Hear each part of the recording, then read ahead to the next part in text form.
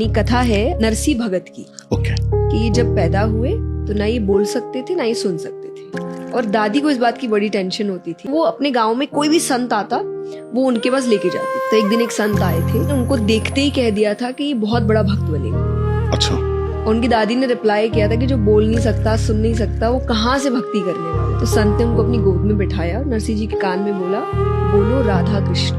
और वो कहते ही नरसी जी ने पहले शब्द कहा राधा कृष्ण। और उस दिन के बाद उनके मुख में सिर्फ राधा कृष्ण बस गया था। उन्होंने भगवान की ऐसी भक्ति करी कि भगवान ने उनको बहुत धन दिया। इतना धन दिया था, कहते हैं कि 12 पीढ़ी बैठ के खा सकती थी। पर उस बीच उनकी एक बेटी हुई, नानी बाई। ओके। उनकी शादी उन्होंने बहुत बड़े घर में की। पर उसके बाद नरसी जी के पैसे खत्म हो गए, और पैसे खत्म हो गए तो नानी बाई के ससुराल वालों ने नरसी जी के साथ रिश्ता ही खत्म कर दिया। और इतने समय तक रिश्ता खत्म किया कि नानी बाई ने अपने पिता को अपनी शादी में देखा, और फिर सीधा नानी बाई की बेटी हुई। उस बेटी की शादी पक्की हो चुकी है। उसकी शादी में मायरा भरा जाता है। मायरा एक रिचुअल है कि मामा लोग आके देते हैं, चुनरी उड़ाते हैं अपनी बहन चूड़ा को, देते हैं, तो उसको मायरा कहते हैं। ओके। ससुराल वालों ने इतने साल मिलने तक नहीं दिया नानी बाई को। उसने पिता का चेहरा नहीं देखा, कुछ नहीं। तो उन्होंने एक पत्रिका भिजवाई, जिस पत्रिका में लंबी लिस्ट गई थी। सोने का ये जाएगा, सर से पैर तक हीरे के जेवर आएंगे नानी बाई के लिए, ननद के लिए, ये यहाँ तक कि जो सिक्योरिटी गार्ड है उस समय उसके लिए सोने के तीर मंगवाए।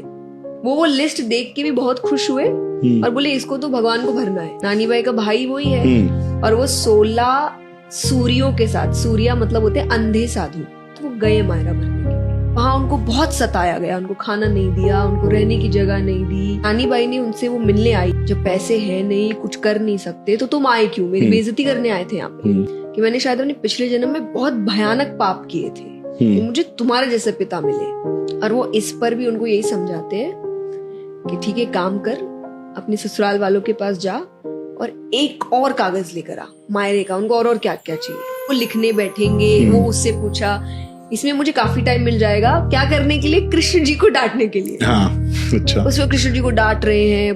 कर्मा कहीं थारी काकी लागे, मीरा कहीं थारी मौसी लागे। कर्मा ने खिचड़ा खिलाया था, मीरा ने दूध पिलाया था। खाने पीने का काम होता ही पहुंच जाता है, जहाँ घर से पैसे लगते हैं वहाँ इसको आने में इतना टाइम लगता है।